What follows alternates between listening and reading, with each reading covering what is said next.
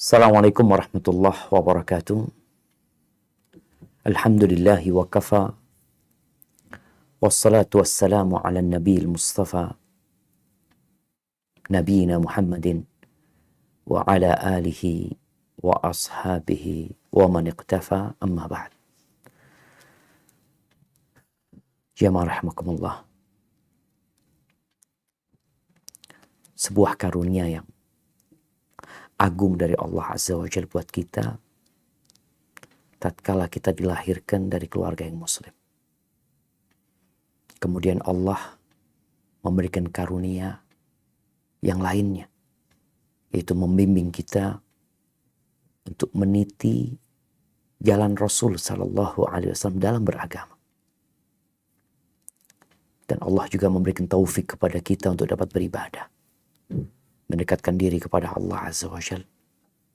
Sebagian dari anak-anak kita dapat menghafal Al-Quran Karim, itu juga karunia Allah Azza wa Jalla. Sebagian mereka sedang belajar dan terus belajar. Maka tidak ada yang dapat kita lakukan kecuali bersyukur kepada Allah Azza wa Jalla dan memohon kepadanya agar mematikan kita husnul khatimah. Karena terkadang sebagian kita tatkala belajar dan belajar, lalu Allah mudahkan baginya jalan-jalan kebaikan, dia jadi ujub, dia jadi berbangga diri, dia jadi lupa dengan dirinya sendiri. Sebagaimana kita tahu bagaimana iblis yang akhirnya dilaknat sama Allah Azza wa Jalla, yang sebelumnya dia itu berada di jajaran atau di dalam lingkungan yang sangat baik sekali bersama malaikat-malaikat Allah Azza wa Jalla al-muqarrabin.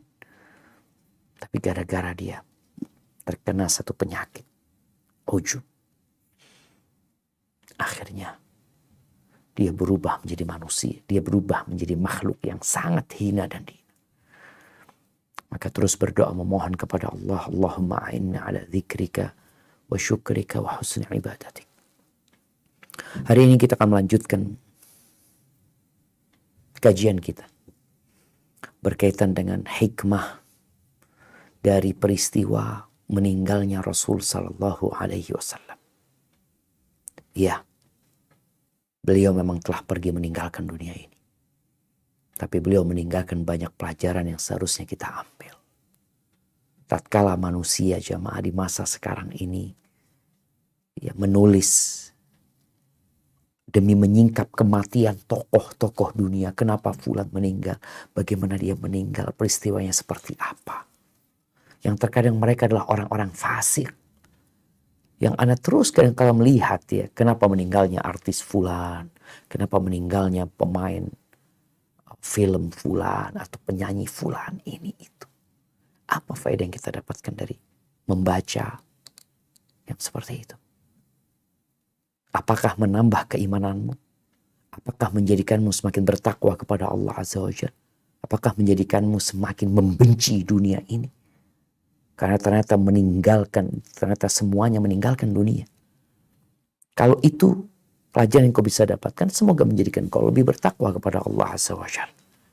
Dan bagaimana dengan meninggalnya Rasul sallallahu alaihi wasallam?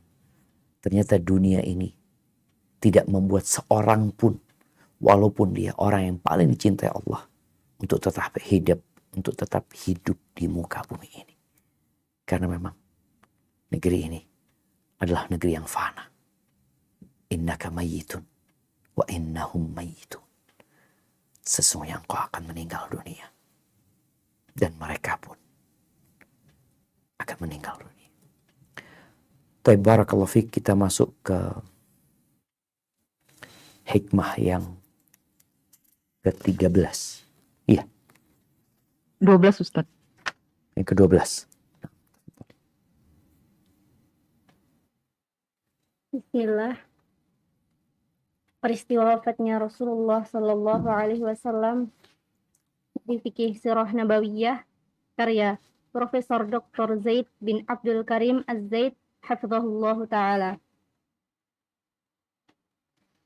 Hikmah ke-12, laknat Rasulullah Sallallahu Alaihi Wasallam kepada Yahudi dan Nasrani yang menjadikan kuburan para nabinya sebagai tempat peribadatan. Dalam hal ini, dapat kita ambil pelajaran tentang kewaspadaan dari perbuatan syirik dan sarana-sarananya. Pengokohan masalah ketauhidan serta waspada dari apa yang dapat mencederainya dan menguranginya apalagi membatalkannya. Inilah sesungguhnya inti dakwah beliau dan para nabi sebelumnya. Allah Ta'ala berfirman, وَمَا أَرْسَلْنَا مِن قَبْلِكَ مِن رَّسُولٍ إِلَّا نُوحِي إِلَيْهِ أَنَّهُ لَا إِلَٰهَ إِلَّا أَنَا فَاعْبُدُونِ. Dan kami tidak mengutus seorang rasul pun sebelum engkau Muhammad, melainkan kami wahyukan kepadanya bahwa tidak ada Tuhan yang berhak disembah selain aku. Maka sembahlah aku. Quran Surat Al-Anbiya ayat 25. Ibnu Abbas berkata, kata ibadah yang terdapat pada ayat di atas artinya mengesahkan. Selain itu, inilah penafsiran kebanyakan pada mufassir. Oleh karena itu, sangat disayangkan dengan apa yang kita saksikan, yaitu munculnya budaya menjadikan kuburan sebagai masjid di dunia Islam, bahkan dijadikan sebagai tempat bertawaf dan melakukan sebagian ibadah ritual yang tidak boleh dilakukan, kecuali hanya kepada Allah, seperti meminta, bertawassul, dan lain sebagainya. Inilah sebenarnya yang ingin diingatkan oleh Nabi Muhammad SAW. Barakallahu fiik. Naam ahibati fillah. Tatkala kita melihat kondisi umat Islam di masa sekarang atau yang sebelumnya, kita akan mendapati suatu fenomena yang sangat berbeda dengan masa Rasul SAW, masa para sahabatnya, masa para tabi'in. Di mana kita melihat sekarang di negeri kita, di beberapa tempat ya, dan di berbagai belahan dunia, itu hampir di masjid itu ada kuburan. Kenapa itu terjadi? Apakah mereka beranggapan bahwa memakamkan jenazah di kuburan itu adalah sebuah kemuliaan buat orang yang meninggal dunia? Lalu kenapa Rasul SAW tidak dimakamkan di masjid? Kenapa Abu Bakar tidak dimakamkan di masjid? Kenapa Umar tidak dimakamkan di masjid? Kenapa para sahabat Nabi tidak dimakamkan di masjid?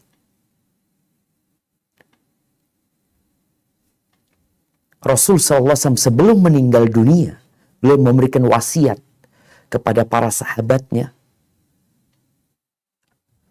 dengan cara memberikan pencerahan kepada mereka bahwa Allah melaknat orang-orang Yahudi dan Nasrani yang menjadikan kuburan-kuburan para nabi mereka, orang soleh di antara mereka, itu tempat ibadah.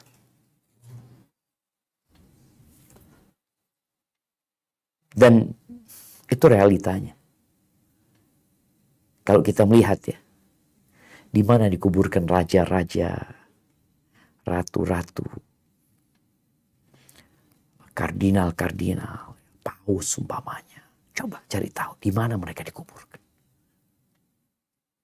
Di gereja, di kastil, di dir ya. Di sana mereka dikuburkan. Sedangkan Nabi kita Muhammad SAW dikuburkan di rumahnya. Abu Bakar dikuburkan di rumah Nabi SAW. Umar dikuburkan di rumah Nabi SAW, bukan di masjid. Baca sejarah. Sehingga umat Islam ini ya kembali bagaimana Rasulullah SAW mengajarkan kita beragama. Kuburan itu untuk mengingat kematian. Kuburan itu tempatnya orang-orang yang meninggal dunia, yang terputus dari amalan dunia. Di situ dikumpulkan mereka. Walaupun dia orang yang paling soleh, orang yang paling dicintai Allah Azza wa Jalla, tetap mereka pergi meninggalkan dunia ini. Dan tugas kita, tatkala kita berziarah, adalah mendoakan mereka dan bukan berdoa meminta kepada mereka. Dan para nabi seperti itu sejatinya, semuanya. Hanya saja pengikut-pengikut mereka yang kemudian melakukan tindakan-tindakan yang tidak sesuai dengan ajaran para nabi itu sendiri. Di sini disebutkan ungkapan Ibnu Abbas ya, radhiyallahu taala anhuma, "Ma warada fil Qur'an min al-ibadah fa ma'nahu tauhid." Beliau menyebutkan di sini bahwa kata ibadah yang terdapat di dalam Al-Qur'anul Karim maknanya adalah tauhid. Mengesahkan Allah Azza wa Jalla. Karena sejatinya sholat itu tidak dinamakan sholat kecuali dengan bersuci. Sebagaimana ibadah tidak dikatakan ibadah kecuali dengan tauhid. Karena orang-orang musyrikin beribadah.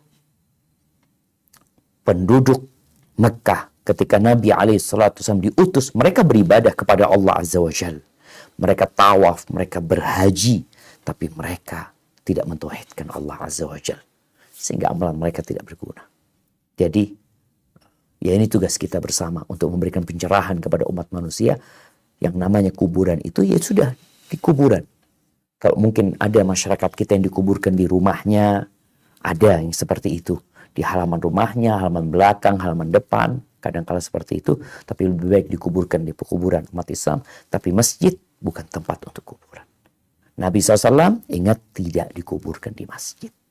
Di mana beliau dikuburkan? Di rumahnya. Sallallahu alaihi wasallam. Baik, dilanjutkan. 13. Laknat Rasulullah Sallallahu Alaihi Wasallam kepada Yahudi dan Nasrani pada akhir kehidupannya adalah sebagai peringatan bagi setiap muslim tentang musuh-musuh mereka sepanjang masa. Mereka adalah musuh setiap orang yang beragama Islam. Allah Ta'ala berfirman, "Ma yawaddu alladhina kafaru min ahlil kitabi walal musyrikina an yunazzala alaikum min khairin min rabbikum. Wallahu yakhtassu birahmatihi man yasha. Wallahu dzul fadlil azim." Orang-orang kafir dari ahli kitab dan orang-orang musyrik tiada menginginkan diturunkannya sesuatu kebaikan kepadamu dari Tuhanmu. Dan Allah menentukan siapa yang dikehendakinya untuk diberi rahmatnya kenabian. Dan Allah mempunyai karunia yang besar. Quran Surat Al-Baqarah ayat 105 dan firman-Nya, "Wadda katsirun min ahlil kitabi law yaruddunakum min ba'di imanikum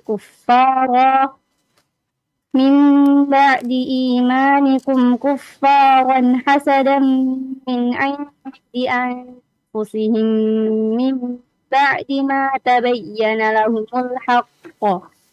Fa'fu wasfahu hatta ya'tiyallahu bi'amrih. Innallaha ala kulli syai'in qadir." Banyak di antara ahli kitab menginginkan sekiranya mereka dapat mengembalikan kamu setelah kamu beriman, menjadi kafir kembali, karena rasa dengki dalam diri mereka. Setelah kebenaran jelas bagi mereka, maka maafkanlah dan berlapang dadalah, sampai Allah memberikan perintahnya. Sungguh, Allah Maha Kuasa atas segala sesuatu. Quran Surat Al-Baqarah ayat 109. Dan firman-Nya, "Walan tarda 'ankal yahudu walan nasara hatta tattabi'a millatahum. Qul inna hudallahi huwal huda. Walain ittaba'ta ahwa'ahum ba'da alladhi ja'aka minal ilmi ma laka minallahi min waliyyin wala nasir." Dan orang-orang Yahudi dan Nasrani tidak akan rela kepadamu Muhammad sebelum engkau mengikuti agama mereka.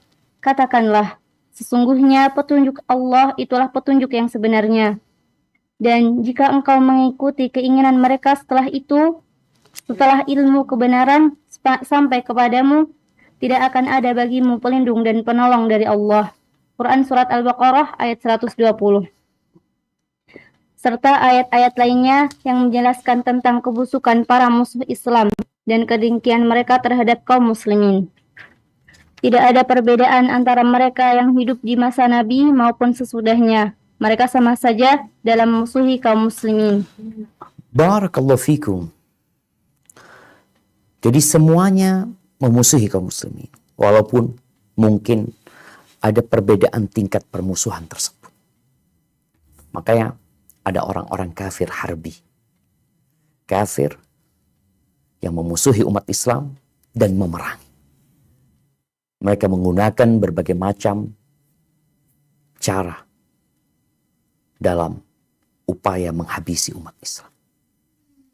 Ketika Nabi SAW menjelaskan hal ini kepada para sahabatnya, dan Allah mengungkap isi hati mereka. Jadi ketahuilah, manusia itu nggak tahu dengan isi hati orang lain, kecuali dari hal-hal yang nampak dari dia, dari ucapan, dari sikap dan perbuatan, dari tulisan-tulisan. Kita jadi tahu, oh fulan nggak suka sama kita. Dari mana kau tahu? Tulisan dia. Seperti itu. Dan Allah Azza wa Jalla sejak 1400 tahun yang lalu itu sudah mengungkap isi hati mereka. Dikatakan ma yawaddu. Kalau kita lihat ya di ayat yang di surat Al-Baqarah, Allah sebutkan ma yawaddu alladhina kafaru min ahli kitab walil musyrikin. Orang-orang kafir dari ahli kitab dan orang-orang musyrik tiada menginginkan. Ini bicara amalan hati. Tidak mau mereka. Yang kedua di ayat Al-Baqarah 109 Allah mengatakan wadda katsirum min ahli kitab. Banyak di antara ahli kitab menginginkan. Ini amalan hati. Mereka menginginkan apa? Mereka ingin membuat umat Islam murtad. Masa Ustaz? Banyak. Ada sebagian mungkin yang tidak. Ya dia mungkin gak suka sama umat Islam, tapi dia tidak menginginkan umat Islam murtad. Tapi Allah sebutkan kathir. Mayoritas. Kebanyakan mereka ingin umat Islam itu murtad. Tidak mengikuti ajaran yang Allah turunkan kepada mereka. Kenapa? Hasad. Mereka iri, mereka dengki kepada umat Islam. Kalau Ustaz jangan suudzon. Ya kita nggak boleh suudzon. Tapi kita harus yakin. Dengan apa yang Allah turunkan. Allah katakan, wadda katsirun. Banyak di antara mereka itu yang ingin membuat kita murtad. Lalu bagaimana sikap kita terhadap orang-orang non-muslim yang hidup bersama kita? Ya, kita berbuat baik kepada mereka selama mereka juga tidak memerangi kita. Dan Nabi SAW telah mempraktekkan hal itu. Tapi Allah menjelaskan tentang isi hati mereka.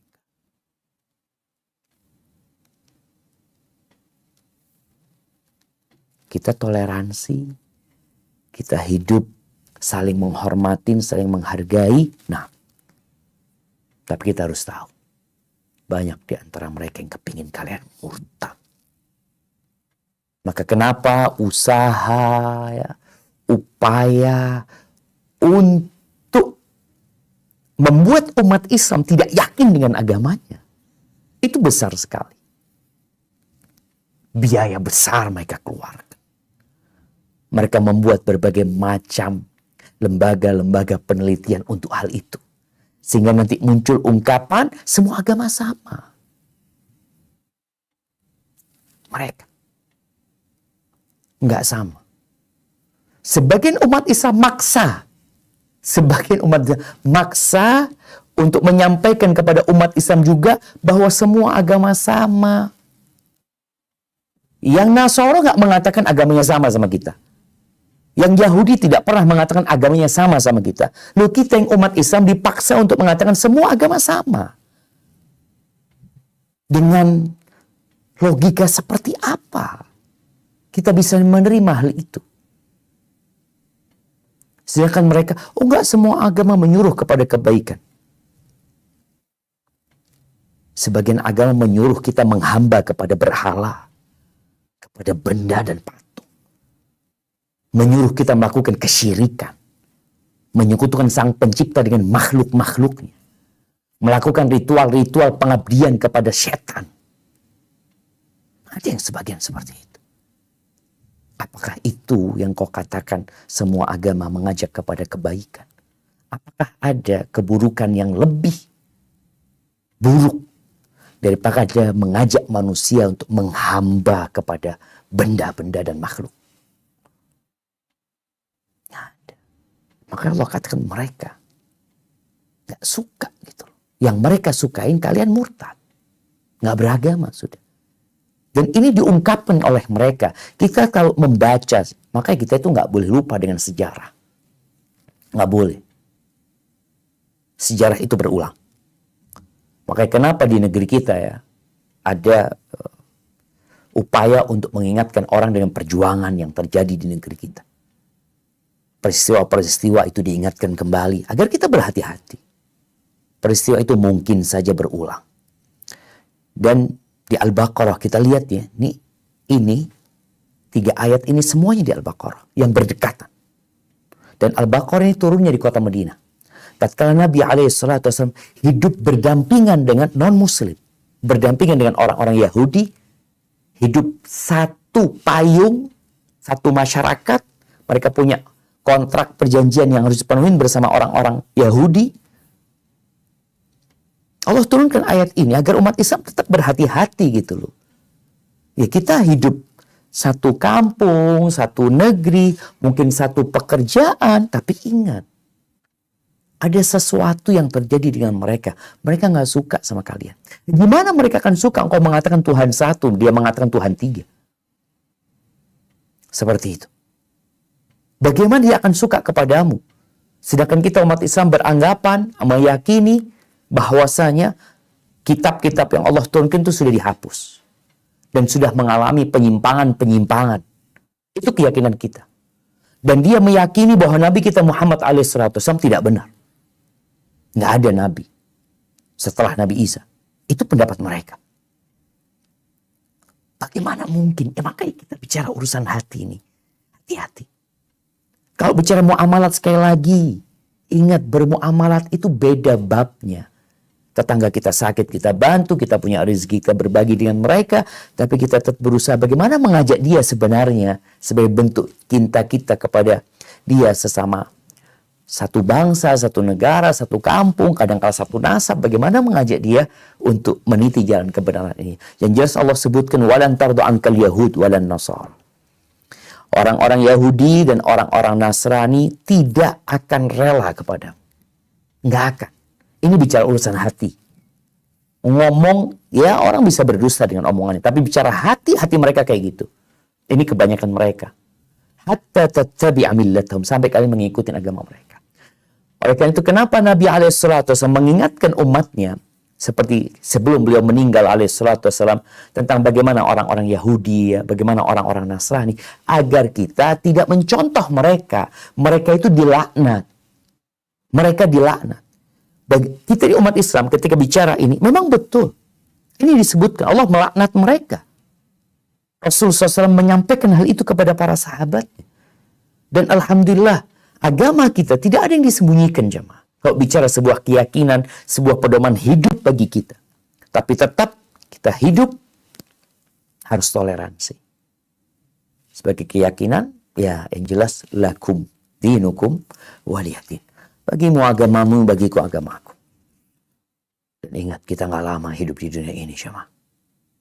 Cepat atau lambat kita akan menghadap Allah Azza wa Jalla. Baik, dilanjutkan. Yang ke-14, di antara wasiat Rasulullah Shallallahu Alaihi Wasallam adalah mengeluarkan kaum musyrikin dari Jazirah Arab.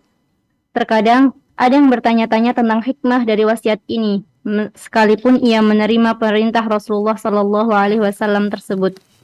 Tetapi bukan berarti tidak boleh kita berupaya untuk mengetahui hikmahnya.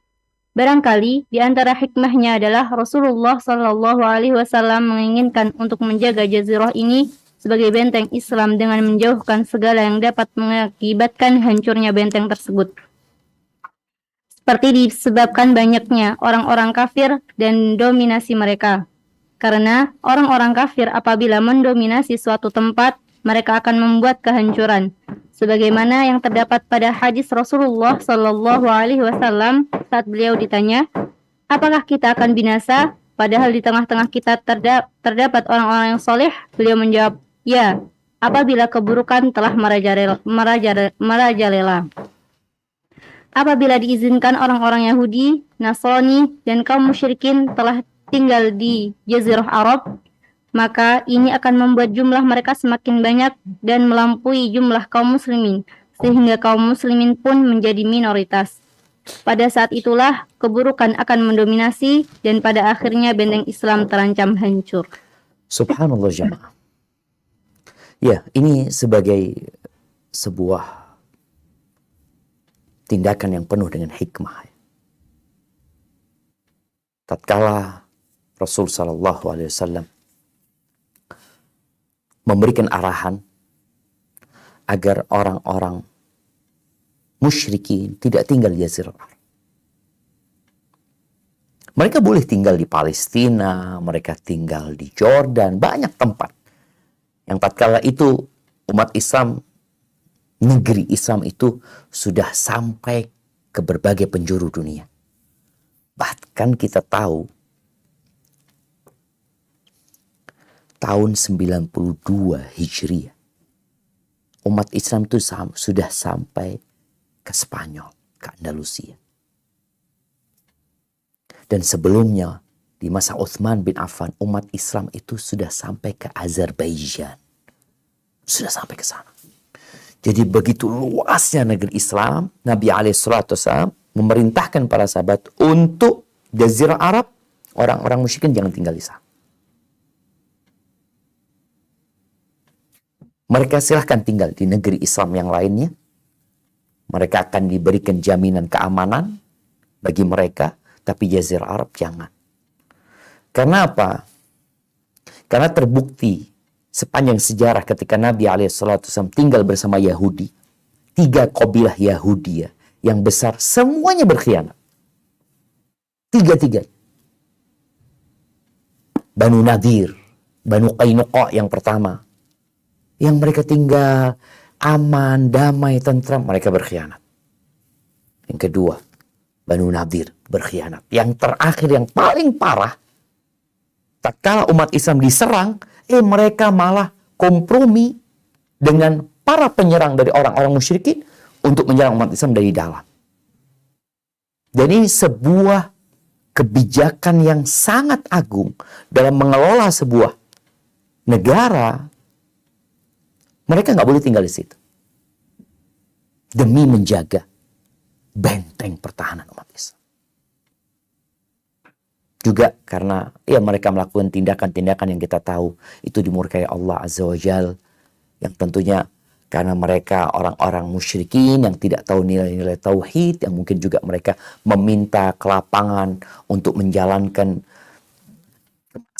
kemaksiatan mereka, kemungkaran mereka, maka Nabi SAW memberikan wasiat agar mereka dikeluarkan. Negeri ini usahakan steril. Dan masih banyak kalau dikatakan besar sekali negeri-negeri Islam. Sampai sekarang kita bisa melihat Mesir. Bagaimana sampai ke Tunisia, sampai ke Maroko jemaah. Seperti itu. Afghanistan, Pakistan, Irak, Iran. Terus negeri yang begitu luasnya. Tapi untuk Jazirah Arab, Nabi memerintahkan keluarkan mereka. Ini dalam rangka menjaga stabilitas negara. Dari sisi ibadah, jangan sampai juga azab Allah turun Karena kalau orang-orang seperti itu ada di tengah-tengah mereka, ditakutkan dengan mereka semakin banyak jumlahnya, kemungkaran semakin luas, azab Allah akan turun nantinya. Itu mungkin di antara hikmahnya. Dan itu bukan berarti menghilangkan hak mereka untuk tinggal. Mereka tetap punya hak untuk tinggal di negeri-negeri Islam yang lainnya, tapi untuk Jazirah Arab, Nabi SAW memberikan wasiat agar mereka dikeluarkan. Dikasih tempat yang lain. Hada wallahu a'lam bishawab. Nah. Yang ke-15, pada waktu fajar, hari ketika wafatnya Rasulullah Shallallahu Alaihi Wasallam pada hari Senin, dan itu adalah sholat terakhir yang beliau lakukan. Beliau mengangkat kain penutup kamarnya untuk melihat para sahabat yang tengah melaksanakan sholat berjamaah dengan barisan rapi yang diimami oleh Abu Bakar radhiyallahu anhu. Beliau tersenyum, kemudian beliau menutup kembali, lalu beliau pun wafat pada hari itu. Ini menunjukkan kepada kita bahwa pikiran Rasulullah Shallallahu Alaihi Wasallam pada saat itu terfokus pada umatnya dan apa yang akan terjadi sesudahnya. Beliau melihat pemandangan yang membahagiakan dan menenteramkan hatinya. Hal ini terlihat dari senyumannya ketika beliau melihat barisan jamaah yang rapi. Allah telah menetapkan bahwa akhir pemandangan Rasulullah Shallallahu Alaihi Wasallam terhadap umatnya adalah pemandangan sholat berjamaah di masjid.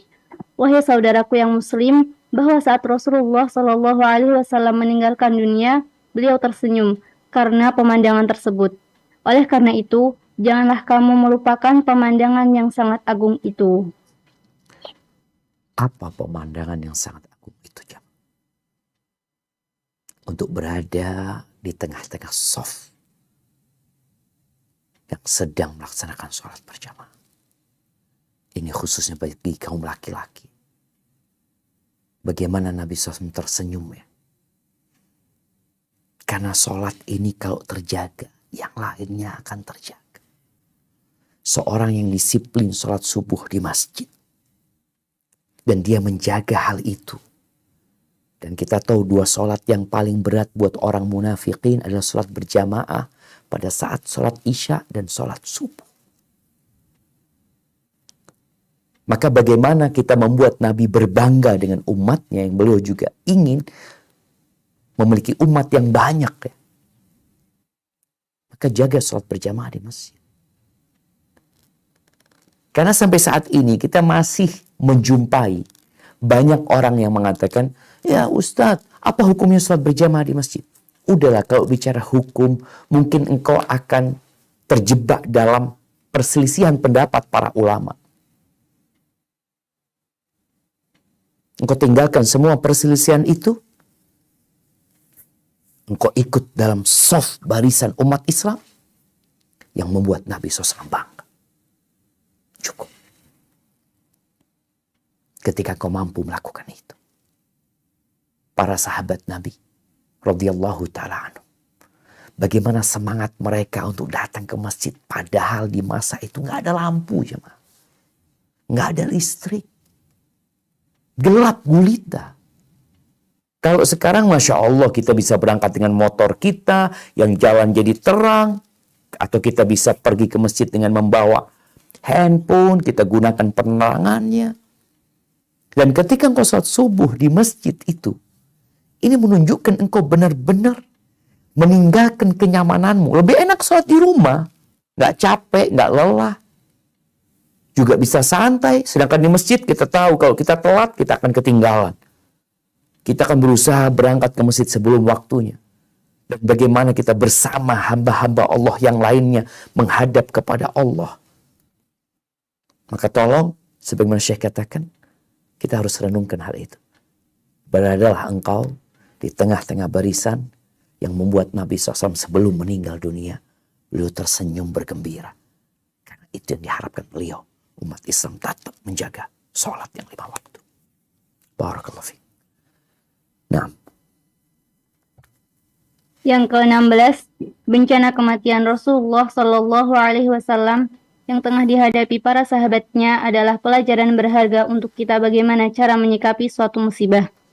Sikap para sahabat sekalipun musibah yang menimpa mereka begitu besar sehingga mereka tidak sanggup untuk berdiri dan berkata-kata. Tetapi mereka tidak mencakar-cakar wajahnya, merobek-robek pakaiannya, memukul-mukul pipinya, menangis meraung-raung, protes atau marah. Dengan adab Islami, sabar, tabah, dan mengharap pahala dari Allah, mereka menghadapi musibah tersebut. Ini adalah pelajaran yang sangat besar untuk kita dalam menghadapi berbagai musibah yang sudah pasti tidak sebesar musibah yang menimpa kaum muslimin ketika itu. Bahkan sampai hari kiamat sekalipun. Allahu Akbar. Iya. Sampai hari kiamat pun jamaah. Tidak ada musibah yang menimpa kaum muslimin yang lebih memilukan dari tinggal Rasul sallallahu alaihi wasallam.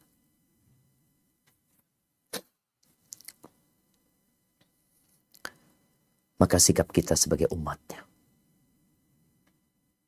adalah bersabar. Sebesar apapun musibah yang menimpamu, sesulit apapun masalah yang menimpamu, seberat apapun beban yang harus engkau tanggung, ketahuilah dibandingkan dengan ditinggal matinya Nabi SAW, itu ringan. Dan kita juga tahu bahwa Allah mengatakan fa inna ma'al usri yusra. Sesungguhnya bersama kesulitan ada kemudahan. Inna ma'al usri yusra. Ketika kau tinggal mati orang-orang yang kau cintai, ketika engkau harus kehilangan barang-barang yang engkau sukai, ketika engkau harus berpisah dengan orang-orang yang engkau rindukan, maka ketahuilah bahwasanya musibah itu ringan dibandingkan musibah yang menimpa umat Islam. Mereka tidak meratap, mereka tidak protes, mereka tidak marah, mereka tidak menangis meraung-raung, tapi mereka sabar dan ridho. Walaupun kita tahu bagaimana beratnya musibah itu, sampai mereka berdiri nggak bisa, ngomong nggak bisa, tapi tetap mereka bersabar. Mereka mengatakan inna lillah wa inna ilaihi raji'un. Dan dunia ini adalah negeri bala. Kita akan terus mendapatkan ujian, mendapatkan cobaan. Tapi cobaan itu tidak seberat ditinggal meninggal Nabi SAW. Nah, tapi yang ke-17. Yang ke-17, pada peristiwa wafatnya Rasulullah Sallallahu Alaihi Wasallam yang merupakan sebaik-baik dan semulia makhluk Allah, nampak hakikat yang sangat penting yang meruntuhkan keangkuhan orang-orang yang sombong, pembangkang kaum ateis, serta kesombongan orang yang menuhankan dirinya, bahwa hakikat kehidupan adalah ketika pengabdian, ketundukan, dan kepatuhan hanyalah kepada Allah yang Maha Esa dan Perkasa. Inilah hakikat kehidupan yang sesungguhnya. Tidak satu pun yang dapat keluar dari hukum dan ketentuannya. Hakikat yang menjadikan nilai akhirat semakin mahal dan nilai dunia semakin murah. Dunia yang tidak lebih hanyalah jembatan dan lintasan menuju akhirat. Hakikat yang seandainya ada pengecualian, maka Nabi Shallallahu Alaihi Wasallam yang paling berhak memperolehnya. Akan tetapi, hakikat itu telah diumumkan oleh Al-Quranul Karim. Setiap yang bernyawa pasti mati. Quran Surat Al-Imran ayat 185. Barakallahu fiik. Ya ahibati fillah. Kita dapat melihat ya, orang yang dicintai Allah Azza wa Jalla, bahkan yang paling dicintai Allah, meninggal dunia. Dia bukan Tuhan. Dia adalah hamba Allah Azza wa Jalla. Dan kita juga dapat membaca sejarah bagaimana orang-orang yang angkuh, dia harus pergi meninggalkan dunia selama-lamanya. Bahkan ada orang yang mengaku Tuhan pun pergi selama-lamanya. Itu hakikat kehidupan dunia. Kita bakal mati. Dan tugas kita adalah mengabdi kepada Allah Azza wa Jalla. Beribadah kepada Allah karena sejatinya huwal hayyul qayyum. La ilaha illallah. Dan kita sebagai pengikut Nabi alaihi salatu wasallam, tugas kita adalah mengikuti Rasul SAW. Apa yang beliau ajarkan, itu yang kita lakukan. Sebagian orang memuji-muji Nabi SAW. Nah, beliau pantas dipuji. Beliau pantas disanjung. Karena beliau Muhammad, orang yang terpuji dan tersanjung. Tapi tugas kita adalah mengikuti Nabi SAW. Ini sebuah hakikat jemaah. Maka kadang-kala anak ingatkan ya, ketika kajian, mana Presiden RI yang pertama? Nggak ada. Yang kedua, mati. Yang ketiga, mati. Yang keempat, mati. Yang belum mati, nunggu mati. Sekuat apapun, sebanyak apapun hartanya, tinggal nunggu mati. Karena kullu nafsin dha'iqatul maut. Baik, yang ke-18.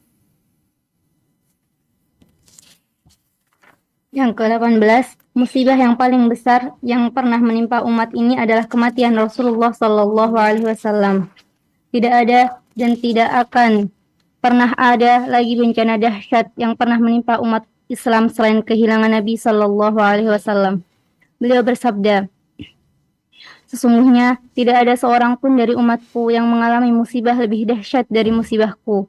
Imam Qurtubi memberikan komentar, berkata Abu Umar, dan benarlah apa yang diucapkan Rasulullah Sallallahu Alaihi Wasallam, karena musibah tentang dirinya adalah musibah yang sangat besar yang menimpa kaum muslimin jika dibanding dengan musibah sesudahnya hingga hari kiamat.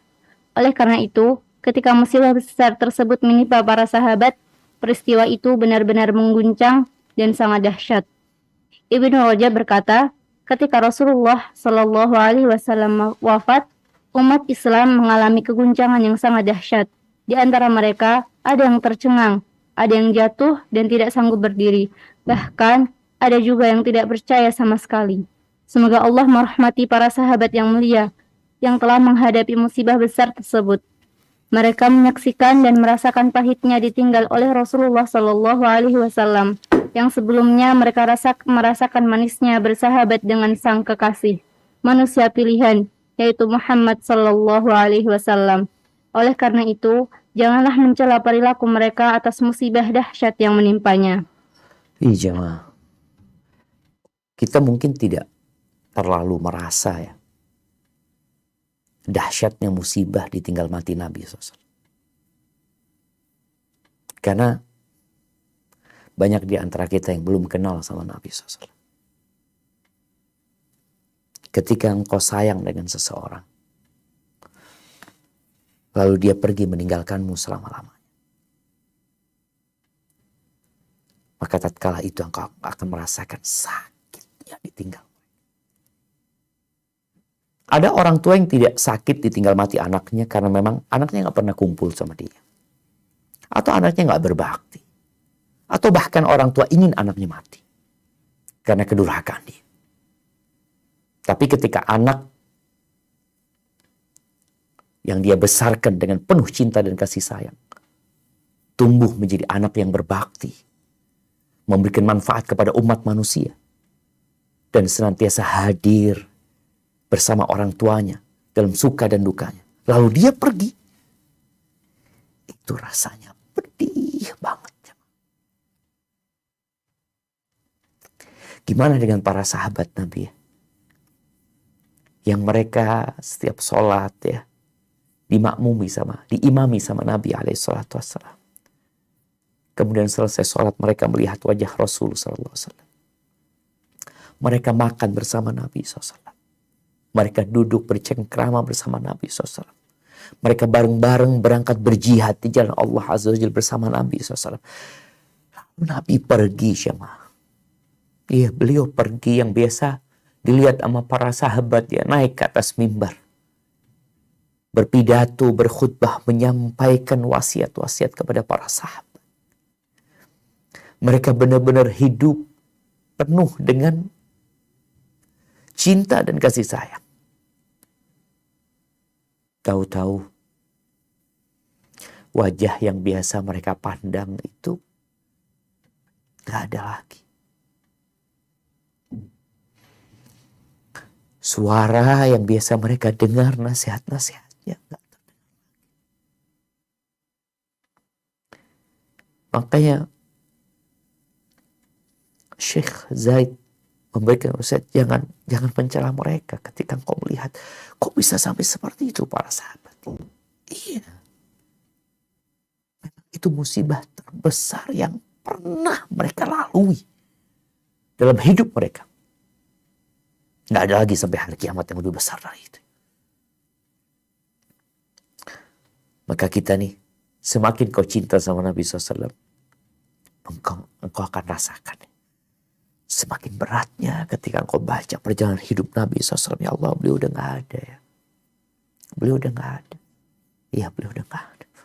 Sallallahu alaihi wasallam. Tapi kita berdoa memohon kepada Allah agar kita ditetapkan di atas agamanya. Sehingga tatkala kita dibangkitkan pada hari kiamat, kita bisa berada di telaga Rasul sallallahu alaihi wasallam.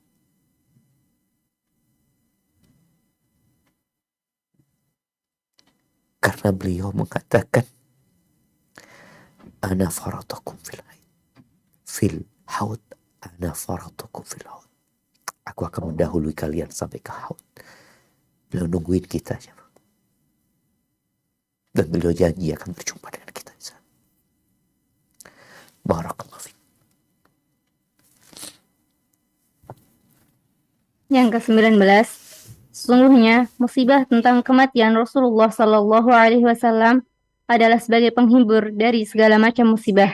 Rasulullah Sallallahu Alaihi Wasallam bersabda, "Wahai manusia, siapa saja di antara kalian atau orang-orang beriman yang mendapatkan musibah, hendaknya ia terhibur dengan musibahnya denganku dari musibah yang menimpanya dengan selainku.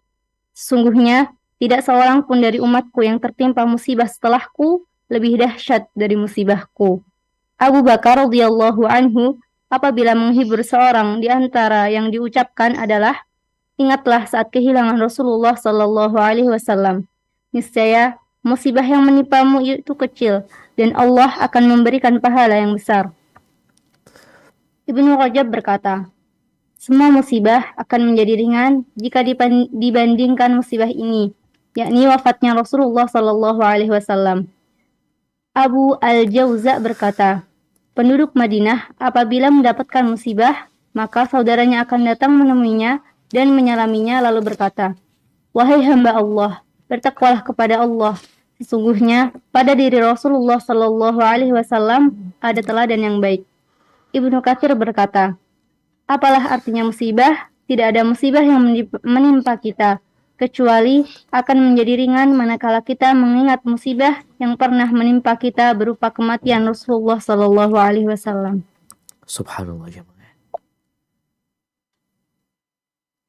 Bagaimana Abu Bakar Siddiq radhiyallahu taala anhu ketika beliau bertakziah, beliau selalu mengingatkan para sahabat Nabi. Ingat dengan meninggalnya Rasulullah SAW. Musibahmu jadi ringan. Ya, itu kalau kita cinta sama Rasulullah SAW. Kalau kita kenal sama beliau. Maka jangan berhenti belajar tentang perjalanan hidup Nabi SAW. Jangan berhenti mengkaji tentang akhlak Rasulullah SAW. Kebaikan beliau. Karena dengan itu kita akan semakin cinta dan kita akan semakin ingin mengikuti Rasul SAW. Karena ahibati fillah, bagaimana disebutkan oleh Ibnu Rajab ya, kisah dari Abu Jauza. Pokoknya kalau ada yang kena musibah, disalamani, dikatakan, ya Abdullah, ittaqillah.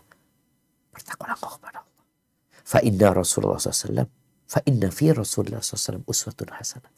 Ada teladan yang baik di Rasulullah SAW. Jadi mereka jadi ingat dengan ditinggal mati Nabi SAW. Ya. Bagaimana cerita Anas ya. Kota Madinah menjadi gelap kulitnya. Bagaimana kondisi sahabat sampai gak bisa berdiri. Syok. Ngomong juga gak bisa. Maka semoga Allah Azza wa Jalla memberikan kekuatan kepada kita untuk bisa meneladani Rasul Sallallahu Alaihi Wasallam. Baik. Yang ke-20. 20. Rasulullah Sallallahu Alaihi Wasallam meninggalkan dunia dalam keadaan seperti ketika ia datang ke dunia, tidak meninggalkan harta, dinar, dan dirham.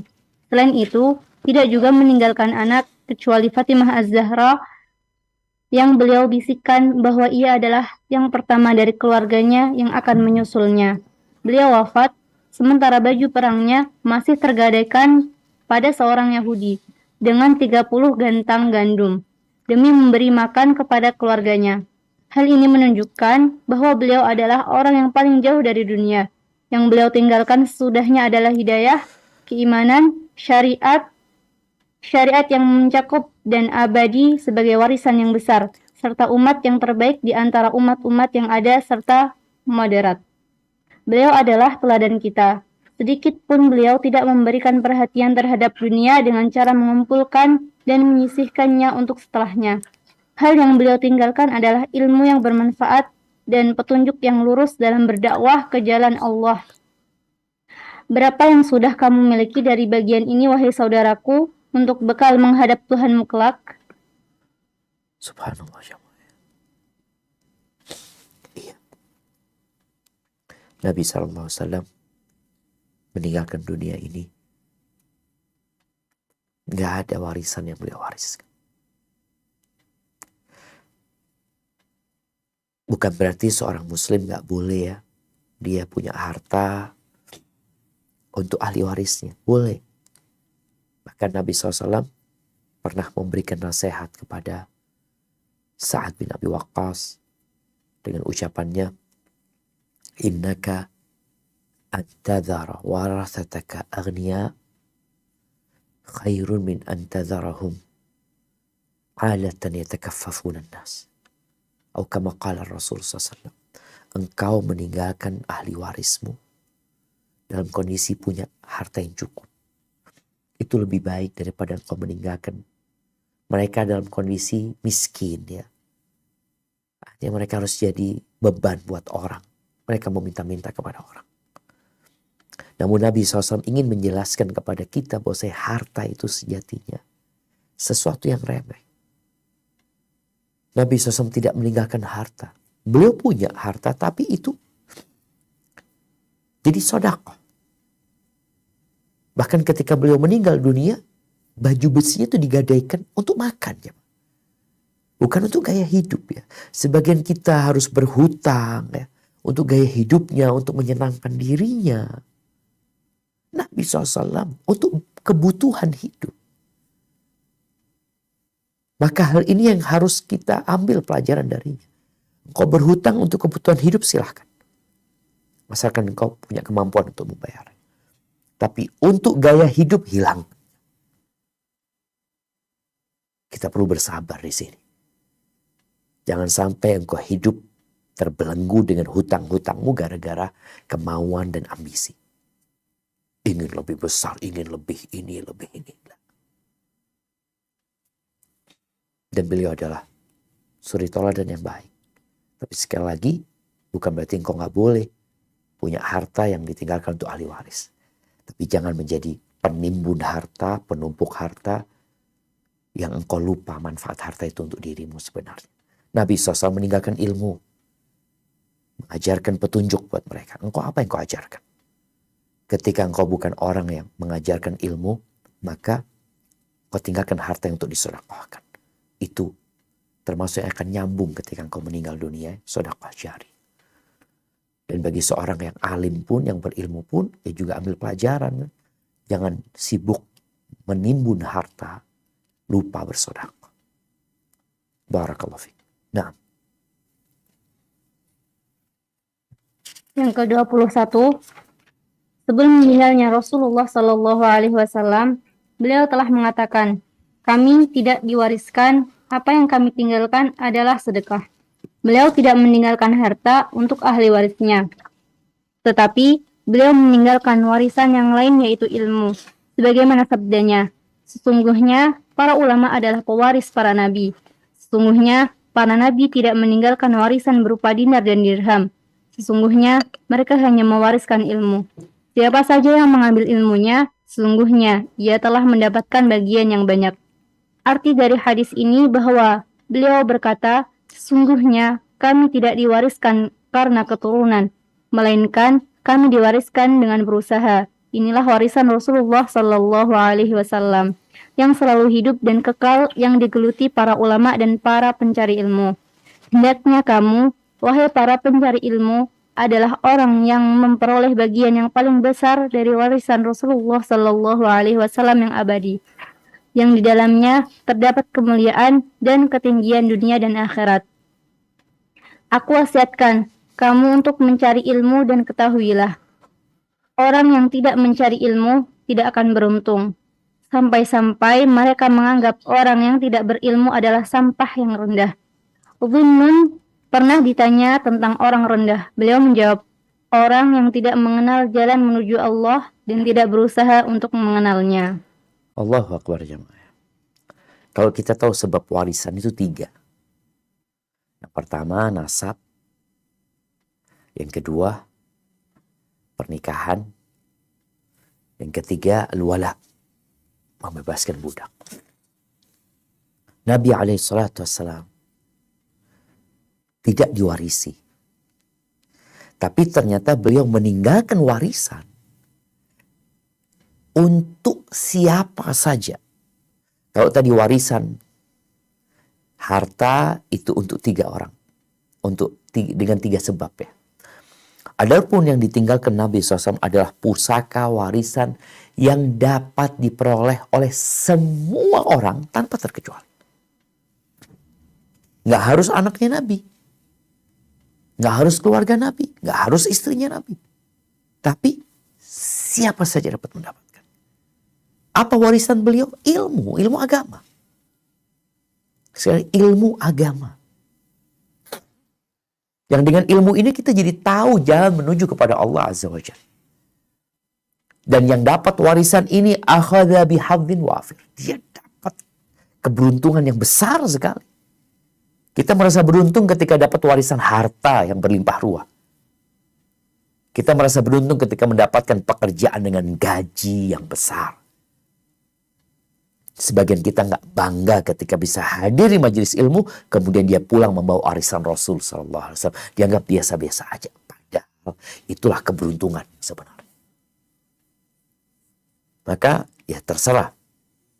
Kau mau nggak ikut ambil warisan Nabi SAW? Maka di sebuah riwayat Abu Hurairah radhiyallahu ta'ala anhu, beliau pernah menjadi gubernur Madinah ya. Ketika beliau datang ke pasar di kota Madinah, beliau mengatakan, ya ayuhan nas, ya ahla suq, wahai penduduk pasar, kata dia. Ma'ajazakum. Kalian ini betapa lemahnya kan. Ada apa, kata dia. Tuh di masjid ya, sedang dibagikan warisan Rasul SAW. Kalian sibuk di pasar ini. Itu orang pasar. Berangkat ke masjid, Abu Hurairah nunggu pasar. Nggak berapa lama, balik lagi tuh pedagang-pedagang ya, mungkin kuli apa semua balik tuh dari masjid. Balik dengan wajah yang penuh kekecewaan ya.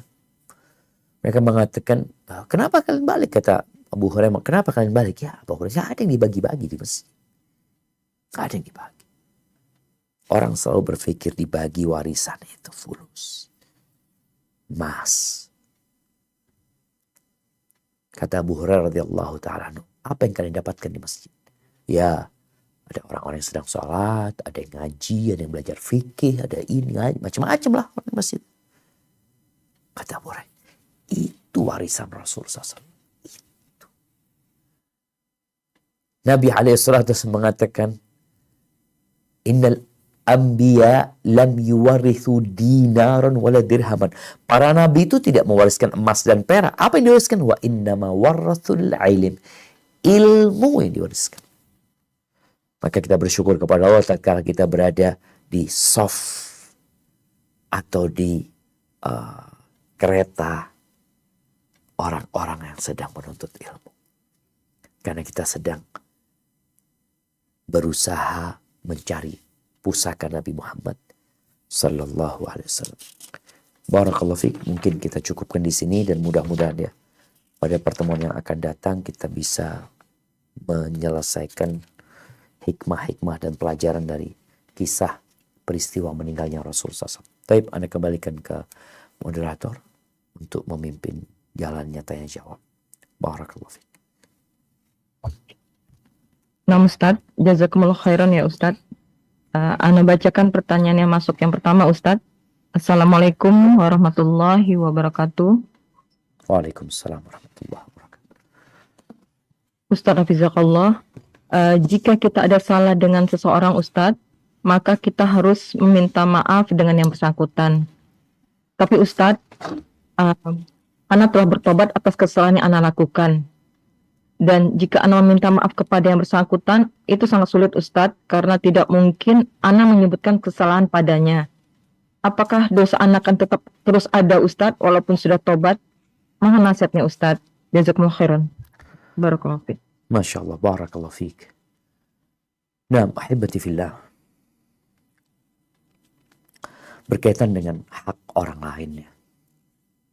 Rasulullah sallallahu alaihi wasallam bersabda, "Man kanat indahu madlamatun li akhihi." Barang siapa yang berbuat kezaliman kepada saudaranya, min irdihi atau min syai', baik itu berkaitan dengan kehormatan dia atau apa saja yang berkaitan dengan hartanya, kata Nabi SAW, "Falyatahallalhu minhul yawm." Hari ini adalah dia minta dihalalkan. Sebelum nanti ada hari nggak ada emas, nggak ada perak, yang ada amal soleh. Akan diambil dari amal soleh kita untuk diberikan kepada dia kelak pada hari kiamat. Bagaimana kalau kita sudah bertobat kepada Allah Azza wa Jalla? Kita tahu yang kita lakukan itu kesalahan. Maka dilihat kondisinya. Kalau ini berkaitan dengan harta yang pernah kita ambil, maka kita kembalikan. Walaupun dengan cara yang dia tidak mengetahuinya. Bagaimana harta itu sampai kepada dia. Balik sudah milik dia. Hak dia kembali kepada dia. Karena dikhawatirkan kalau anak ngomong Ustaz, nanti akan terjadi kemungkaran yang lebih besar. Boleh jadi akan terjadi pertikaian. Dia yang awalnya baik sama kita, akhirnya dia nanti terjebak dalam sebuah kesalahan. Memutuskan ukhuwah Islamiyah. Jadi ada yang perlu kita pertimbangkan. Kalau bicara kehormatan ya, yang kita mungkin pernah menggibain dia atau melakukan dosa yang berkaitan dengan kehormatan dia yang dia nggak tahu. Kalau kita minta maaf dan kita sebutkan, yang akan terjadi adalah kemungkaran. Dia yang akan melakukan hal-hal yang tidak baik nantinya. Kita menjaga hal itu. Di sini para ulama menyebutkan tatkala kita gibain orang tersebut sebagai sebuah contoh ya. Apa yang perlu kita lakukan? Kita sudah bertobat kepada Allah, semua syarat terpenuhi. Tapi yang berkaitan dengan ini gimana? Ulama menjelaskan, kalau dia tahu engkau gibain dia, engkau datang minta maaf. Karena dia udah tahu gitu. Dia udah tahu, dia udah dengar. Tapi kalau dia nggak tahu, maka engkau tidak perlu sebutkan. Yang perlu engkau lakukan, datang minta maaf secara umum. Lalu engkau harus mengganti ghibahmu dengan pembelaan darimu untuk dia. Dan terus engkau mendoakan dia.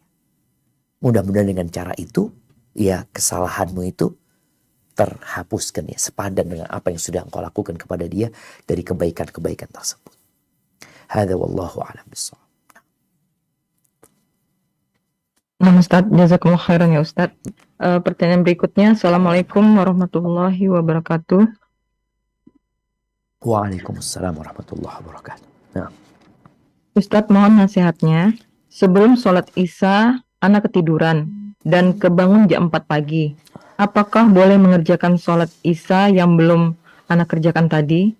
Jazakumullah khairan ya Ustadz. Barakallahu fiik. Masya Allah. Barakallahu fiikum ya. Disinilah jamaah, kenapa Nabi SAW itu membenci tidur sebelum isya. Dan beliau gak suka juga dengan ngobrol setelah isya. Karena orang kalau tidur sebelum isya, dia khawatirkan dia bangun ketika waktu isya sudah hilang.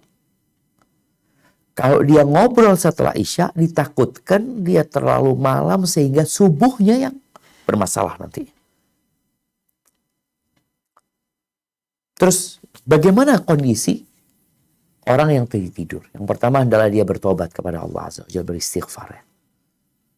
Karena Nabi SAW sudah memberikan arahan, tapi kita ya kadangkala meremehkan arahan tersebut. Atau kita karena kecapean, beda lagi ya. Apa yang harus dilakukan? Orang itu wajib mengganti sholatnya, wajib. Jadi sholat isya kapan ya? Ketika dia bangun, ketika dia ingat. Karena Nabi SAW mengatakan, man nasiya sholatan fal yusalliha idza dzakaraha. Barang siapa yang lupa dengan sholat, maka hendaklah dia sholat ketika dia ingat. Atau barang siapa yang ketiduran, manama an sholatin, barang siapa yang ketiduran, dia lupa atau ketiduran, maka hendaklah dia sholat ketika dia ingat. Gak ada kafarat kecuali itu. Tapi sekali lagi, karena memang dia tidur di waktu yang seharusnya dia gak tidur ya. Maka adalah dia beristighfar memohon ampun kepada Allah dan dia menggantikan sholat isya'nya ya di jam 4 itu. Kalau memang sudah masuk waktu subuh, ya udah dia sholat sebelum sholat subuh umpamanya, dia sholat dulu, qadha, sholat isya yang dia tinggalkan. Kalau itu sebelum waktu masuk subuh ya, maka dia sholat sebelum waktu subuh itu untuk sholat isya yang telah dia tinggalkan. Hadza wallahu a'lam bissawab. Nah, Jazakumullah khairan ya Ustaz. Pertanyaan berikutnya. Assalamualaikum warahmatullahi wabarakatuh. waalaikumsalam warahmatullahi wabarakatuh. Ustadz, perang apa yang dipimpin oleh Usama bin Zaid saat menjelang wafatnya beliau, Ustadz? Jazakumullah khairan, Ustadz. Masya Allah. Iya. Nabi SAW mempersiapkan pasukan perang ya. Sebelum meninggalnya SAW di bawah pimpinan Usama untuk ke Romawi, untuk ke Rum. Kita tahu ada perang Mu'tah. Perang Mu'tah ini di mana Nabi SAW mengutus para sahabatnya di bawah pimpinan salah satunya bapaknya Usama bin Zaid, itu Zaid bin Haritha. Kemudian ada Ja'far bin Abi Thalib, Zaid bin Haritha, dan Abdullah bin Rawaha. Yang mereka terbunuh ya. 3 komandan ini yang kemudian pasukan itu dibawa pulang sama Khalid bin Walid radhiyallahu ta'ala anhum jami'an. Jadi perang itu adalah perang dalam rangka menyelesaikan perang Mu'tah tersebut. Mereka diutus untuk menghadapi orang-orang Romawi yang sebenarnya Nabi SAW telah pergi ketika Tabuk. Mereka tidak berani menghadapi pasukan Nabi SAW. Kemudian Nabi mengutus Usama bin Zaid untuk kembali ke Tabuk sana, ke Mu'tah di mana meninggalnya ayahnya radhiyallahu ta'ala anhu. Dan subhanallah, perang ini jemaah, ini perang yang benar-benar telah dipersiapkan ya sama Nabi SAW. Dan maslahatnya buat kondisi umat Islam. Karena ketika Nabi meninggal SAW, para sahabat bermusyawarah tentang gimana nih, apakah pasukan ini tetap dikirim atau jangan. Soalnya kan Nabi baru meninggal dunia dan munculnya kelompok-kelompok yang murtad, ada yang gak mau bayar zakat. Bahkan mengatakan tetap dikirim. Dengan mengikuti wasiat Nabi SAW untuk menyelesaikan pasukan Usama ini, dan itu memberikan dampak positif kepada negeri Islam pada waktu itu. Sehingga orang-orang yang awalnya ingin berontak ya, mereka jadi ketakutan. Buktinya ini mereka kirim pasukan ke Romawi. Kok mau mikirin bangsa Arab, kata dia. Ke Romawi mereka kirim pasukan. Dan Allah berikan kemenangan kepada mereka. Hadza wallahu a'lam bissawab. Nah, Ustaz, jazakumullah khairan, Ustaz. Pertanyaan berikutnya, Ustaz. Ustaz, Ana punya keluarga besar. Ada yang sudah kenal sunnah dan banyak yang belum kenal sunnah, Ustaz. Dan ada juga yang murtad. Mohon nasihatnya, Ustaz. Bagaimana Ana bisa mengajak keluarga besar biar kenal sunnah, Ustaz? Demikian, Ustaz. Jazakumullah khairan. subhanallah jamaah ya. Qul innal huda hudallah. Katakan sesungguhnya petunjuk itu petunjuk Allah Azza wa Jalla. Seorang muslim harus memiliki semangat berbagi hidayah. Mengajak orang lain kepada Allah Azza wa Jalla. Kita lihat bagaimana Nabi SAW menanamkan hal itu di diri para sahabatnya. Sehingga beliau mengatakan alaihi salatu wassalam, Ballighu anni walau ayat. Sampaikan dari aku walaupun satu ayat. Dan beliau mencontohkan bagaimana doa-doa beliau buat orang-orang yang memerangi umat Islam sendiri. Seperti penduduk Taif. Didoakan dapat hidayah. Maka tugas yang pertama adalah memperbanyak doa, memohon kepada Allah Azza wa Jalla. Yang kedua, bagaimana engkau membuat sebuah kajian umpamanya di dalam rumah, keluarga besar tadi, dalam rangka menjalin silaturahim, ya. Engkau bisa undang mereka untuk makan malam, ya, di tempat orang tua atau gimana. Jangan terlalu sering, tapi sesekali, sebulan sekali, ya. Panggil ustadz, paling tidak mengajarkan tentang makna, syarat dan rukun 2 kalimat syahadat, ya. Kemudian bagaimana membuka peluang untuk tahid atau tahsin, ya, buat mereka. Bikin sesuatu yang menarik buat mereka dengan harapannya, ya, mereka dapat hidayah di sana. Selain juga butuh pendekatan kok dengan mereka, ngobrol sama mereka tentang indahnya Islam, tentang indahnya sunnah ini, ya. Dan menanamkan di diri mereka bahwa beragama itu, ya, harus berilmu. Karena nggak bisa kita ikut-ikutan saja. Orang kalau ikut-ikutan itu agamanya cepat goyah. Dan itu yang kita lihat orang-orang yang murtad sebenarnya. Boleh jadi karena memang iman itu belum bercampur dengan jantungnya, atau boleh jadi karena godaan-godaan dunia. Hadza wallahu a'lam bissawab. Pertanyaan berikutnya Ustadz. Assalamualaikum warahmatullahi wabarakatuh. Waalaikumsalam warahmatullahi wabarakatuh. Nah, Ustadz, apakah termasuk azab yang sedang menimpanya? Karena selama masa dia masih muda rajin membaca buku-buku syar'i. Setelah berjalannya waktu dan sudah menikah, dia merasa sedih karena sudah tidak sebanyak dulu waktu yang dia habiskan untuk menuntut ilmu, Ustadz. Demikian Ustadz, jazakumullah khairan. Mana nasihatnya Ustadz? Masya Allah, barakallahu fiik. Ya, ahibati fillah. Ketahuilah bahwa seorang muslim itu dalam semua kondisi hendaklah dia meniatkan mengabdi kepada Allah Azza wa Jalla. Tatkala kita melihat kondisi para sahabat, kondisi mereka berbeda-beda. Allah Azza wa Jalla berfirman, "Falaula nafara min kulli firqatin minhum ta'ifatun liyatafaqahu fid din wa liyunziru qaumahum idza raja'u ilaihim la'allahum yahdharun." Ketika para sahabat semua sibuk berjihad di jalan Allah Azza wa Jalla, maka Allah memberikan arahan. Nggak semuanya berangkat ke medan perang. Sebagian harus berangkat ke medan ilmu.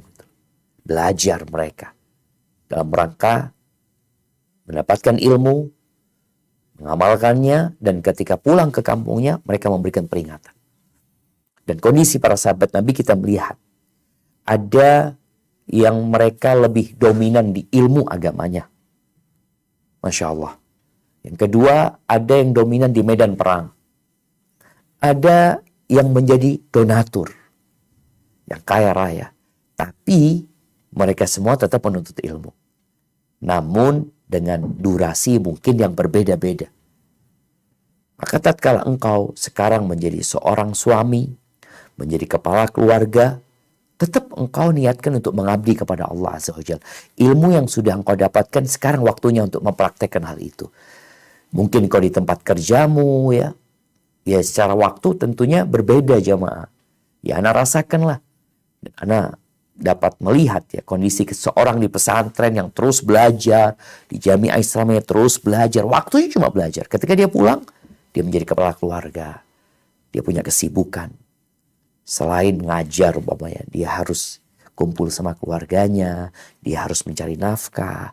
Ada banyak hal. Yang penting dalam semua itu, engkau niatkan untuk mengabdi kepada Allah Azza wa Jalla. Ketika engkau bekerja pun, bukan dalam rangka berbangga-banggaan dan memperbanyak harta, tapi dalam rangka memberikan nafkah. Ketika engkau berkeluarga pun, ketika seorang menikah, niatkan dalam rangka mendekatkan diri kepada Allah. Jadi mungkin seperti itu, dan tetap kita punya waktu yang harus kita khususkan. Mungkin gak bisa seperti dahulu, tapi ya paling tidak kita tetap istiqomah ya. Sebaik-baiknya amalan itu adalah yang berkesinambungan walaupun sedikit. Engkau jam 7 udah masuk kerja, pulang jam 4. Jadi kalau ada kajian jam 9, seperti jam segini, Anda gak bisa ikut, ya gak apa-apa. Karena memang kau sedang bekerja. Tapi nanti mungkin ba'dal maghrib. Oh ya Ustaz, ba'dal maghrib mungkin ana harus pulang ke rumah sama keluarga. Oke, kau cari waktu yang lain.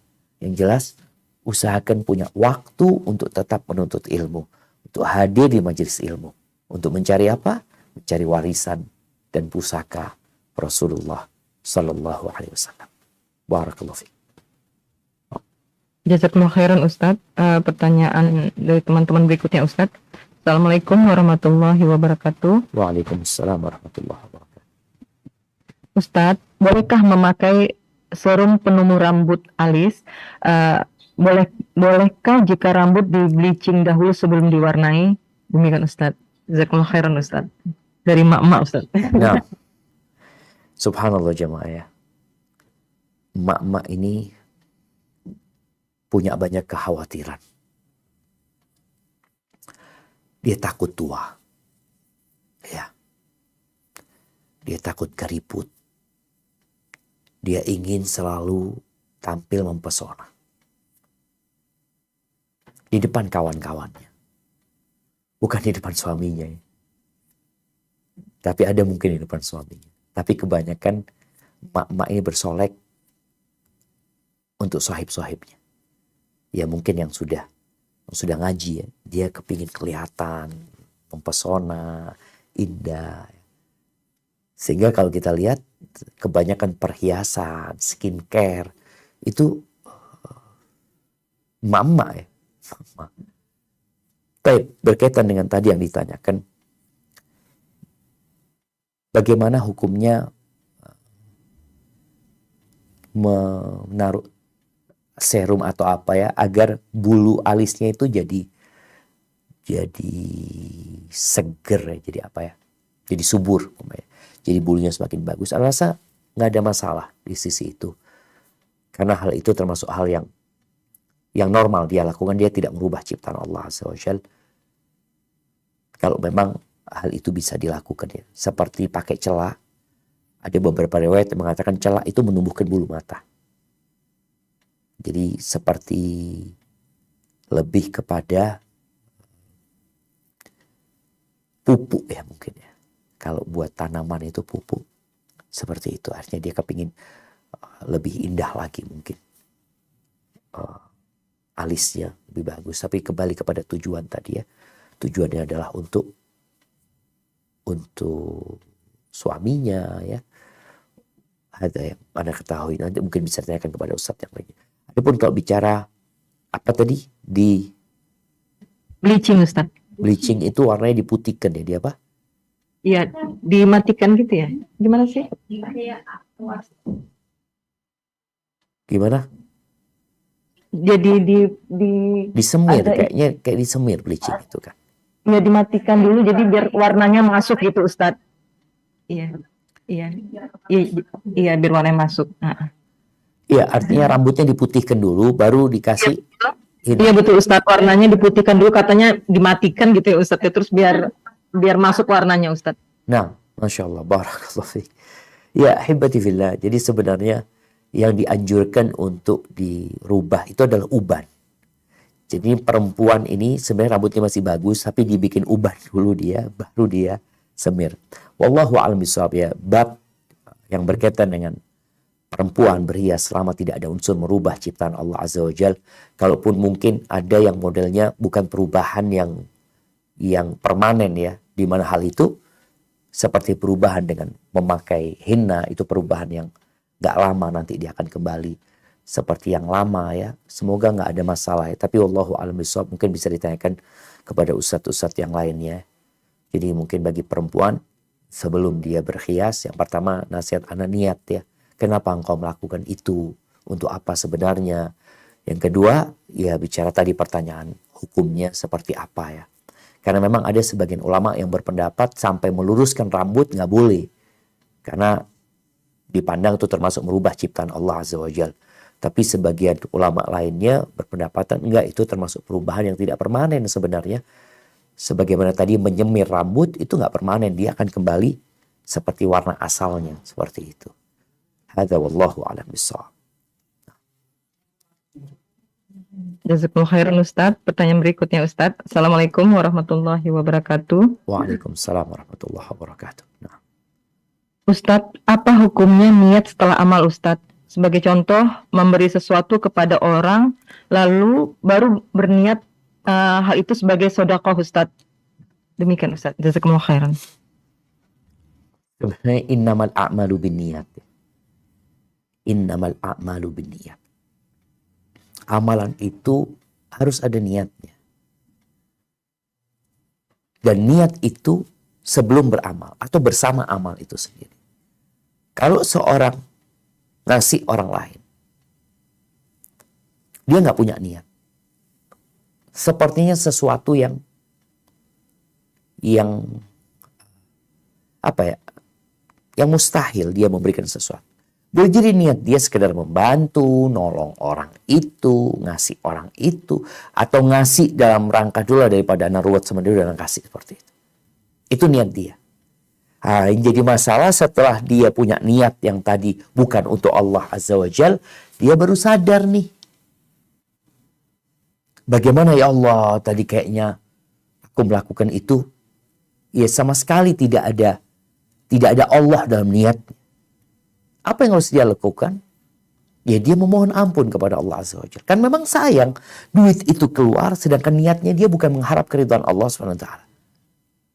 Ada orang yang niat ngasih dalam rangka supaya orang itu nggak repotin dia.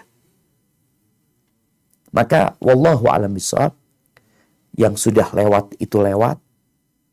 Sehingga sekarang yang perlu dia lakukan adalah memohon kepada Allah Azza wa Jalla, berdoa memohon kepada Allah agar diberi petunjuk dan agar yang dia berikan itu ya bernilai di sisi Allah Azza wa Jalla, dan dia juga minta maaf karena ketika berbagi juga bukan karena Allah SWT, dia cuma sekedar ingin ngasih aja seperti itu.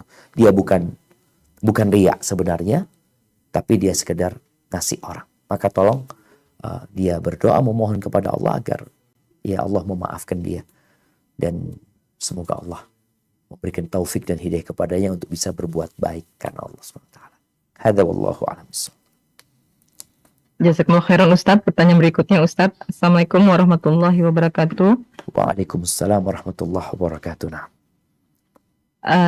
Ustadz, apakah boleh mandi wajib dengan menggunakan air hangat atau panas yang dimasak campur dengan air dingin? Mungkin Ustadz. Jazakumullah khairan. nah, barakallahu fikum. Iya. Selama air itu tidak berubah ya. Artinya nama air itu tetap ada. Baik itu dengan air panas, baik itu air dingin, tetap itu air ya. Tidak dicampur dengan kopi atau dengan hal-hal yang suci. Insya Allah nggak ada masalah. Dan juga jamaah, berkaitan dengan berwudu sama sebenarnya. Karena mandi dan wudu ini sama-sama bersuci. Ketika orang berwudu dengan air panas, boleh nggak? Boleh dia berwudu dengan air panas. Karena nggak berubah, itu tetap air ya. Perubahannya itu nggak ada sama sekali. Begitulah dengan air dingin. Umpamanya ketika musim panas, bagaimana airnya dikasih es batu. Sehingga dia jadi dingin sehingga wudunya lebih nyaman. Atau ketika musim panas ya, ketika musim dingin airnya dihangatin, insya Allah nggak ada masalah. Hadza wallahu a'lam bishawab. Jazakumullah khairan Ustadz. Pertanyaan berikutnya Ustadz. Assalamualaikum warahmatullahi wabarakatuh. Waalaikumsalam warahmatullahi wabarakatuh. Ustadz, mungkin kita sudah tahu berbagai ilmu, tapi masalahnya kita masih susah dalam mengamalkan. Bagaimana caranya agar kita mudah dan semangat untuk mengamalkan dan hati kita ingat terhadap ilmu tersebut dan rahmat Allah terbuka untuk kita Ustadz. Jazakumullah khairan Ustadz. Subhanallah jamaah. Ya. Yang menyebabkan banyaknya kerusakan di muka bumi ini dua. Yang pertama kebodohan, yang kedua kezaliman, nggak sabar. Orang itu sehingga melakukan tindakan yang tidak seharusnya dia lakukan. Bicara ilmu, bicara kebodohan, maka kita angkat dengan ilmu, kita belajar. Bicara tentang kezaliman, maka kita perlu bersabar, menjaga diri kita, mengatur emosi kita, syahwat kita, agar kita bisa mengamalkan ilmu tersebut. Dan para ulama menyebutkan bahwasanya kesempurnaan orang itu dengan dua hal, dengan ilmu dan semangat. Kalau cuma ilmu nggak semangat, ya ilmu itu akan menjadi bala dan petaka buat dia. Bagaimana caranya? Maka kita berdoa memohon kepada Allah Azza wa Jalla. Di antara doa yang Nabi ajarkan ya kepada Shaddad bin Aus, ketika beliau mengatakan, ya Shaddad, idza ra'aitan nas yaknizuna adh-dhahaba wal fiddah. Apabila engkau melihat umat manusia sibuk menimbun emas dan perak, fakniz anta haula. Memohon kepadamu ketetapan, keteguhan di atas urusan ini dan semangat tekad untuk mengamalkan. Itu berdoa. Makanya kenapa Nabi mengajarkan doa Allahumma a'inni ala dzikrika wa syukrika wa husni ibadatik. Itu minta sama Allah. Karena kita udah tahu ilmunya. Cuma kadang-kadang tadi semangat untuk mengamalkan nggak ada. Kita perlu berdoa memohon kepada Allah Azza wa Jalla. Yang kedua, kita perlu memotivasi diri kita dengan pahala-pahala yang Allah berikan. Karena biasanya orang termotivasi itu karena ada manfaatnya. Karena akan ada ganjarannya. Itu orang jadi semangat. Itu yang kedua. Yang ketiga, yaitu kita perlu kumpul dengan orang-orang yang semangat. Karena hal itu juga akan memotivasi kita. Contohnya, kita sholat di masjid nih, sholat duhur. Kita ini nggak pernah sholat ba'diyah ya. Nggak pernah qobliyah wala ba'diyah.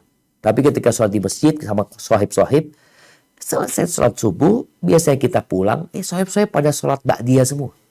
Kita ngelihat mereka pada sholat, ya Allah. Sholatlah. Akhirnya dia sholat. Bukan karena riya dia. Tapi karena dia termotivasi dengan kondisi dan keadaan.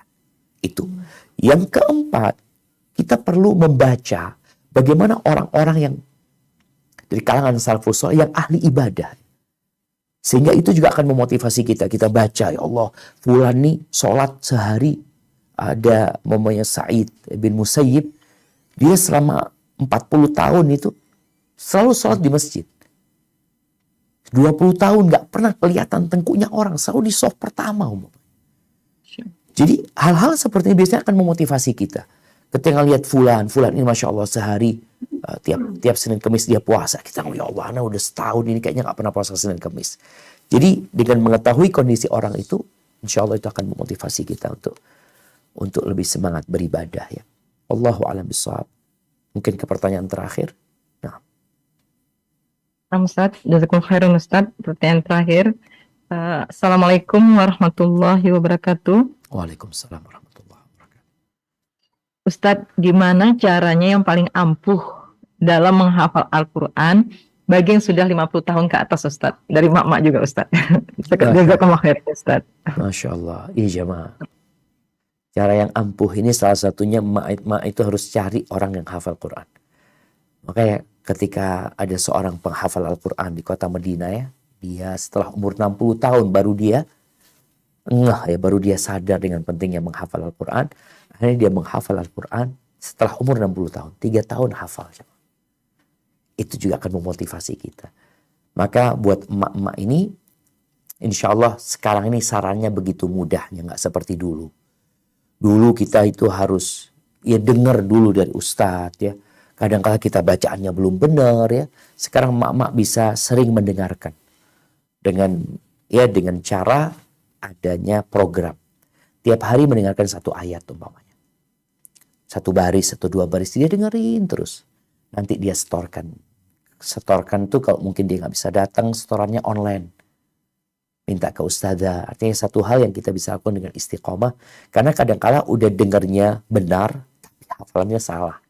Maka perlu dengerin, kemudian distorkan. Dengerin, distorkan. Lalu yang sudah dihafal itu, tolong dibaca ketika sholat. Dengan harapan, ya emak-emak ini, kalau tadi umur 50 tahun, biasanya sudah banyak waktu kosong di rumah, sehingga dia bisa banyak sholat duhanya, bisa banyak sholat sunnahnya, maka hafalan itu digunakan untuk dalam sholatnya. Insya Allah yang sudah dihafal akan melekat di dalam dirinya. Sambil terus berdoa memohon kepada Allah Azza wa Jalla. Karena yang membuat orang bisa menghafal Quran itu juga karunia Allah SWT. Hadza wallahu a'lam bishawab. Itu yang dapat Anda sampaikan. Kurang lebihnya mohon maaf. Subhanakallahumma wa bihamdika. Asyhadu an la ilaha illa anta astaghfiruka wa atubu ilaik. Wassalamualaikum warahmatullahi wabarakatuh.